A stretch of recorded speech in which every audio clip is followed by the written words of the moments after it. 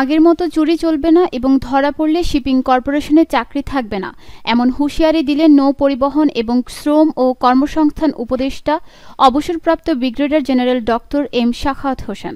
বিকেলে চট্টগ্রামের boat club মিলনায়তনে বাংলাদেশ শিপিং কর্পোরেশনের ৪৭তম বার্ষিক সাধারণ সভায় এমন হুঁশিয়ারি দেন উপদেষ্টা। এই সময় বর্তমান অন্তর্বর্তী সরকারের কোনো সদস্যের অ্যাডমিনিস্ট্রেটিভ নলেজ কম থাকতে পারে, কিন্তু কোনো অসৎ ব্যক্তি ক্যাবিনেটে নেই বলে মন্তব্য করেন তিনি। সভায় শীঘ্রই বিএসসির বহরে নিজস্ব অর্থায়নে কেনা ২টি জাহাজ যুক্ত হবে বলেও জানান উপদেষ্টা। এই সময় বাংলাদেশ শিপিং কর্পোরেশন বিএসসির ঊর্ধ্বতন কর্মকর্তারা সহ শেয়ার হোল্ডাররা উপস্থিত ছিলেন। এছাড়া ২০২৩-২৪ অর্থ বছরে বাংলাদেশ শিপিং কর্পোরেশন সর্বমোট ৫৯৬.১৯ কোটি টাকা আয় করেছে বলে জানানো হয়। সরকার অত্যন্ত নিষ্ঠার সাথে কাজ করছে। যত বদনামি করুন এই ৩ মাস ৪ মাসের কাছাকাছি আপনারা কখনো শোনেন নাই যে ১,০০০ কোটি টাকা পাচার হয়ে গেছে। এখানে যারা কাজ করছেন হয়তো তাদের অনেকের আমাদের মতো অনেকেই অ্যাডমিনিস্ট্রেটিভ নলেজ কম থাকতে পারে, কিন্তু কোনো অসৎ ব্যক্তি আমাদের ক্যাবিনেটে নেই।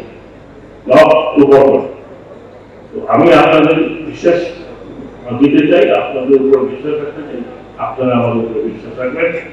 নিজস্ব টাকায় আমরা অন দ্য স্পট 2টো জাহাজ কিনতে যাচ্ছি এবং সেগুলো হবে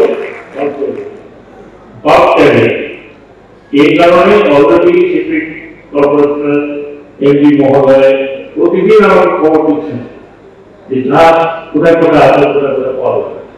আমরা সব কেনা, তার মানে আমরা ডিসাইড করেছি আমরা 5 বছরের নিজের কোনো জাহাজ কিনবো না। এটা হতে হবে 1 থেকে 5 বছরের মধ্যে যদি বিক্রি করে।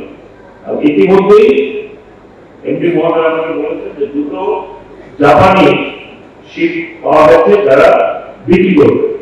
জাপানি শিপ তো আমি আশা করি নিশ্চয়ই খুব ভালো হবে। আমরা একে ট্র্যাক করছি কোথায় আছে, হয়তো অচিরেই বিএসসি এমডি সাহেব অথবা অন্য অথবা নিজে কোনো জায়গায় জাহাজগুলো দেখে তারপরে আমরা ডিসাইড করবো যে যেটা হবে কি হয় না। ইনশাআল্লাহ আমরা ভালো জাহাজ কিনবো। আপনাদেরকে এতটুকু এক্সপিরিয়েন্স দিচ্ছি যারা আজকে এখানে উপস্থিত আছেন, এই মন্ত্রণালয় আমি অধীন আছি, আপনারা বিশ্বাস রাখতে পারেন যে এখানে আগের মতো ওই ধরনের চুরি চামারি হেরাফেরি ভালো। এবং আমার সেক্রেটারি জানেন যে আমি প্রতিনিয়ত দোকান থেকে এই কথা বলছি যে আমার হাতে যদি কেউ ধরা পড়েন সে 100 টাকাও যদি ঘুষ খায় তাহলে আমি চেষ্টা করছি চাকরিতে না পাই। কারণ এই দেশে এমন অবস্থা হয়েছে ঘুষ ছাড়া উৎকোচ ছাড়া নাকি ঢেউ ওঠে না। এটা আমি বন্ধ করার চেষ্টা করছি। হয়তো সর্বতভাবে পাড়া ডিফিকাল্ট হবে, চোর তো চোরই, আপনি যতই আমার লাগান চোর কোথা থেকে ফিরে যাবে, কিন্তু চুরি ধরা পড়লে আমি আপনাদের কথা দিয়ে যাচ্ছি এর রক্ষা নেই। নিউজ ডেস্ক, দৈনিক পূর্বকোণ।